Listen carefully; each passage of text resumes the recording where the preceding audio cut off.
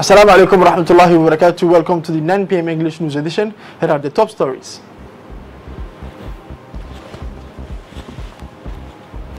Extension of the confinement one additional week. For the international news, in Brazil, 3-day national mourning in Brazil, where the virus is spreading at very high speed. Hello and welcome to our newsroom. The Prime Minister shared this Sunday at the People's Palace the usual meeting of the steering committee for the fight against the COVID-19. On the agenda of this meeting was the extension of the confinement for another week, that is to say until May 17. This will bring total number of the period to almost 2 months. Another point discussed was the reinforcement and strict control of barrier measures to wearing of masks and its increase in existing stocks by ordering new masks from the international but also local market. The government has thus made it clear that shops and mosques must remain closed and public transport vehicles must also remain immobilized until the date of the deconfinement is officially communicated by the authorities. While the government prepares the deconfinement, the population must continue to stay in their homes and scrupulously respect the barrier measures that are currently the only solution to prevent contamination slow the spread of the virus. Prime Minister Abdulqadir Mohammed in a press briefing recalled the need to respect the instruction of the health authorities to be able to move similarly to the deconfinement announcement by the government for May 17. Prime Minister Mr. Abdulqadir Mohammed presided this Sunday, May 10, 2020, over a declaration of ceremony of the delegation of Chinese doctors at the People's Palace. This delegation took part in the work of prevention and fight against COVID-19. The 12 doctors and paramedics were raised to the rank of 9th of the Order of June 27. The head of the delegation was raised to the rank of officer at the Order of 27 June. The Prime Minister thanked the Chinese government for their support to the people of Djibouti. The head of Djiboutian diplomacy, Mr. Mohammed Ali Yusuf, and the Chinese ambassador to Djibouti, Mr. Zhuo Wei Cheng, attended to the decoration ceremony. Now the daily press briefing of the Secretary General of the Ministry of Health, Dr. Salah Abdulnati Turab, on the evolution of COVID-19 in our country. The situation of the COVID-19 today epidemic is as follows. 2,200 and 48 tests were carried out, 21 positive cases, 13 cured cases. In view of the trend observed over the last few days, the morning's results differ from the number of positive cases recorded, which is higher than the number of cured patients. Nevertheless, it should be stressed that these are cases detected in a specific and well-defined group. The contamination is probably due to the neglect of health instruction and in particular of barrier gestures, and we've exceeded 15,000 tests since the beginning of the outbreak. The Ministry of Health will carry out a meticulous investigation in order to understand the behavioral dynamics within this group. However, we need to put even more energy into assisting on and sensitizing the population to barrier gestures. As far as the overall assessment is concerned, 15,300 tests have been carried out, 1,210 cases positive for COVID-19, 847 cases have been confirmed cured, and unfortunately 3 deaths. Stay home and respect the barrier measures. As part of the fight against the COVID-19 disease, the Ministry of Health in collaboration with the Ministry of the Interior launched a joint operation to disinfect public spaces on Sunday, May 10, 2020. These activities will be conducted on the ground by teams from the National Institute of Public Health of Djibouti, INSPD, and those of the civil protection. This disinfection campaign will strengthen the prevention system set up by the Ministry of Health through the General Health Instructions, which are regularly recalled, and in particular the barrier gestures. It will target all neighborhoods and the main arteries of Djibouti city in order to halt the spread of the COVID-19. These disinfection activities, which will last 2 weeks, will make it possible to prevent the risks of contamination and consequently limit the spread of the virus. Also, the Ministry of Health calls on the population to fully cooperate with the technical teams and to facilitate the progress of this operation. In his speech, the Director General of the INSPD stressed that this large-scale operation will concern all public spaces to prevent spread of the COVID-19 virus. Now another subject as part of the fight against the COVID-19 again, which is raising all over the world and without exception in our country.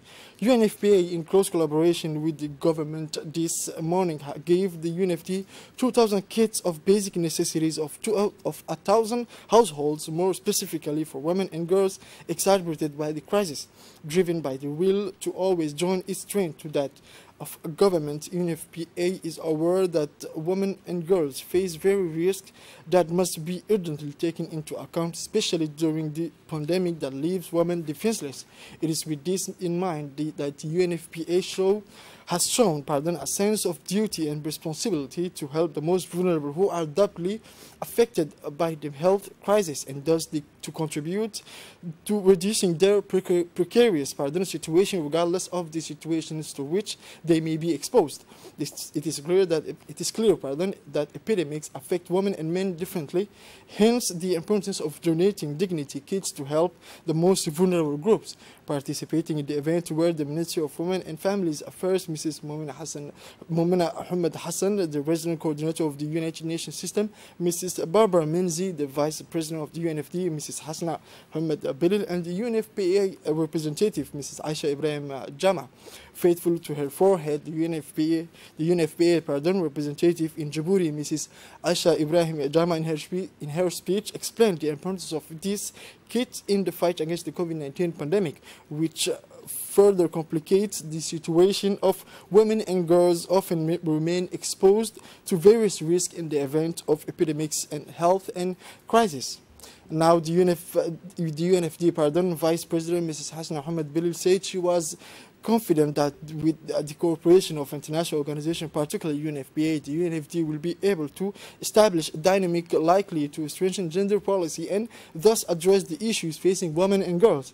These kits are intended to meet the immediate and essential needs of 2,000 women in terms of hygiene, and also supports the most destitute, particularly vulnerable women and those who are victims of gender-based violence and dignity.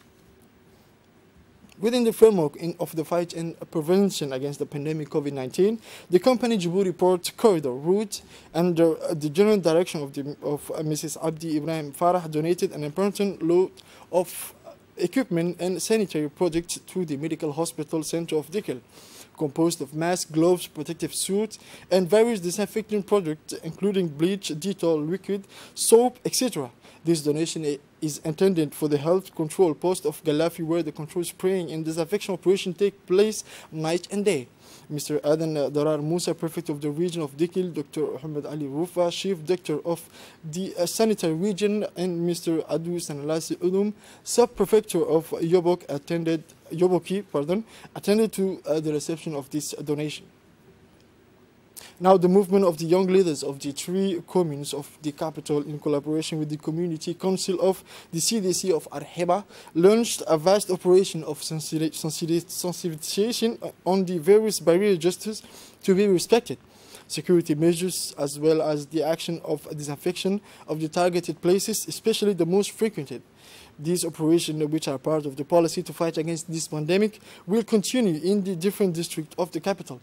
The ECGS salutes and encourages the young volunteer leaders who spare no effort on the ground in the service of the nation, and calls on the population to support and facilitate the work that these young people carrying out tirelessly. As part of the activities to fight against the COVID-19 pandemic again, the Ministry of Muslim Affairs, Culture and Property organized Friday afternoon in the Zubair Mosque located in Balbala collective iftar, followed by invocation sessions to Allah, the Most High, so that He can cover us with His mercy and protection against this invisible enemy that is the coronavirus. The organization every Friday of this exceptional evening of invocation in certain mosques of the capital in the interior regions constitute of the religious authorities of the country, an important moment that entrust themselves to God to benefit from His help in this difficult moment. Many worshippers and ulama and several officials of the Ministry of Muslim Affairs took part in these prayers.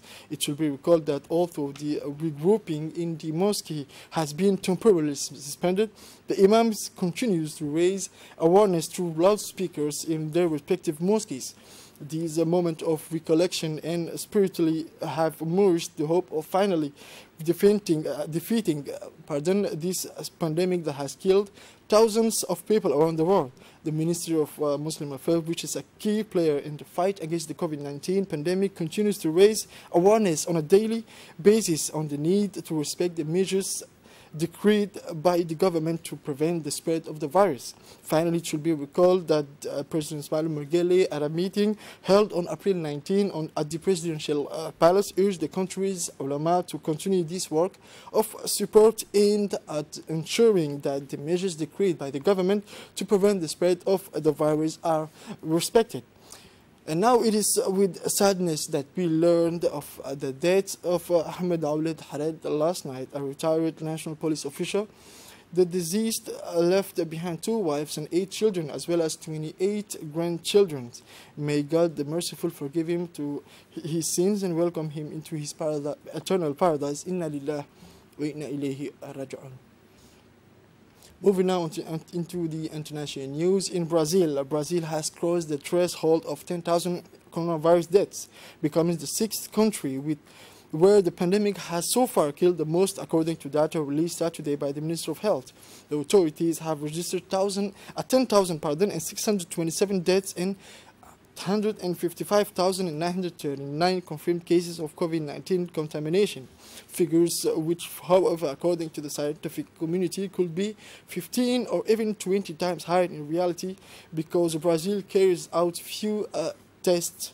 At this rate at which COVID-19 is progressing, the country of 210 million inhabitants, the most affected in Latin America, could in June be the new epicenter of the pandemic, which has caused at least 276,000 deaths worldwide since its appearance in December in China. On Saturday evening, 730 additional deaths were recorded in 24 hours in Brazil, a figure close to the daily record set the day before, 751. In addition, 10,611 new cases were confirmed in one day.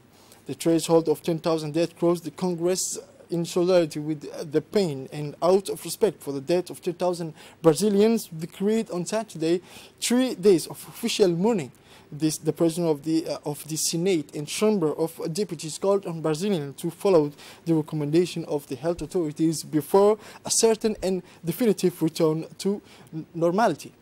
And now the United Nations Relief and Works Against for Palestinian Refugees in Near East, the UNRWA, has appealed donor countries for $93 million in emergency assistance. UNRWA has appealed for $93.4 million in emergency assistance for Palestinian refugees in the fight against the coronavirus.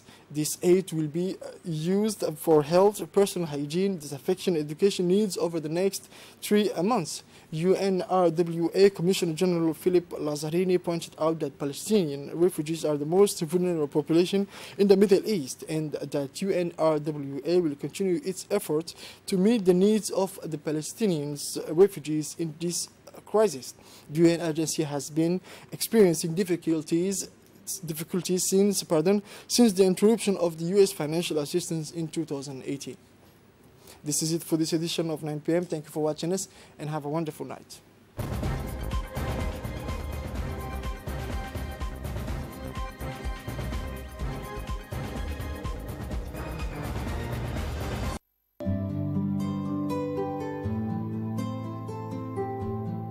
Nous informons notre aimable clientèle en attendant l'ouverture de nos guichets. Nous vous recommandons d'utiliser les paiements en ligne via les banques BCI MR, CAC Bank, Salam Africa Bank, Exim Bank, Sabah Africa Bank, Est Africa Bank et nos services web www.edd.dj et mobile EDD Mobile.